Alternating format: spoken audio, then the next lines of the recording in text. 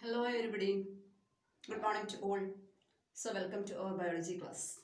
We are discussing about the plant tissues. So what was the last tissue that we discussed? That is the parenchyma.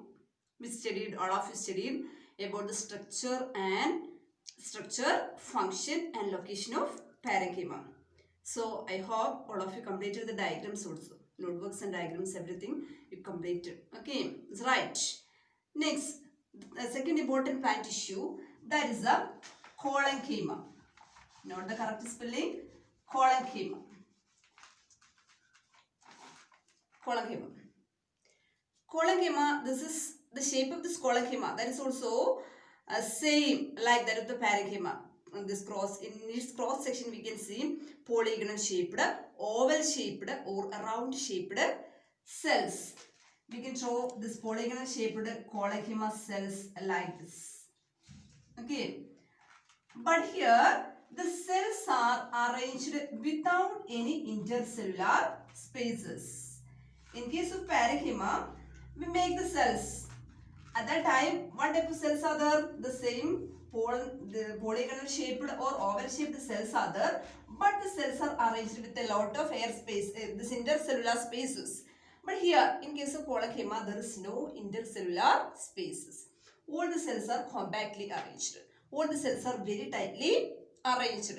And here also the cells are living. All the cells are living with this a nucleus is there. Then there is a centrally located vacuole or a big vacuole is there. Around the vacuole we can see the cytoplasm. Like this we can see in case of collenchyma. All the cells are living. So this kind of cells you have to mark. You have to draw this protoplasm in all these cells. And another peculiarity of this collenchyma cells, that is the corners of the cells. Corners means the place where the number of cells meet together.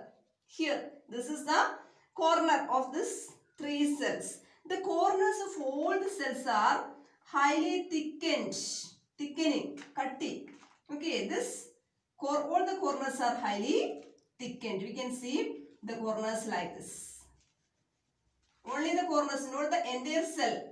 The entire cell wall is thin, but the corners of the cell is only thickened. This thickening of the corners, that is because of the deposition of one waterproof material called pectin. The thickening of this collenchyma, that is because of the deposition of a waterproof material called pectin.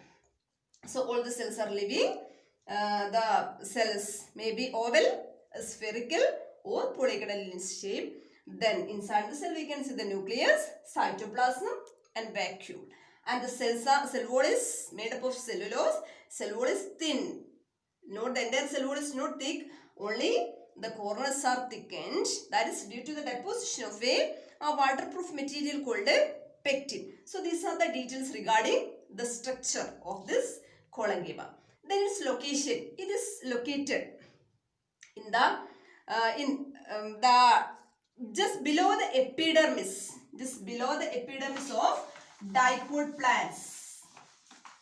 Below the epidermis of dicot plants. Dicots and monocots, that we studied. What is the difference between dicots and monocots? So epidermis means the outer green colored stem.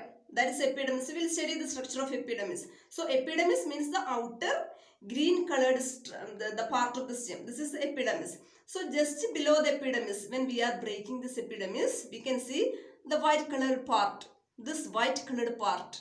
Just below this epidermis, we can see the collenchyma. That is one of the location of this collenchyma. Where is that? Just below the epidermis. Just below the epidermis, we can see this collenchyma. One of the location of this collenchyma. Then another one, another location. It is present in the petiole and midrib of dicot leaves. Petiole means, you know what is a petiole? Petiole is this is a part of the leaf by which it is attaching over the stem. The part of the leaf by which it is attaching over the stem. This is the place called the petiole. So it is present in the petiole and midrib. Midrib is the central vein. The central vein. This is a midrib.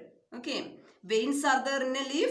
This is the midrib of the leaf. The central vein is the midrib.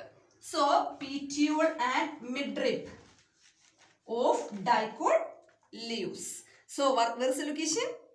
It is present only in the dicot stem and dicot leaf. Okay. What are the two locations? In case of dicot stem, just below the epidermis, we can see. In case of dicot leaf, petiole and midrib of dicot leaves. And it is absent in dicot root. Monocot stem, root and leaf. It is absent. Okay. That is the location of this sclerenchyma. Then its function. Its main function is to give mechanical support to the organ in which they occur. So especially it can provide the easy bending of the plant part without breaking. Okay, it can provide the easy bending of the plant part without breaking. That is the main function of this sclerenchyma. In case of guava fruits, all stems are not easy to break. Not easy to bend without breaking. Some of the cells that is highly rigid. That is why when we are breaking it, when we are bending it, it may break. Okay. But some special cases, for example, guava, perica. So if there is any guava fruit in one of the twig, what we will do? We will just bend the twig towards to us, bend the branch towards us without breaking. It's possible. This bending of the plant part is possible because of the presence of this sclerenchyma. Okay, so sclerenchyma cells can allow the easy bending of the plant part without breaking it. One of the main feature of this sclerenchyma.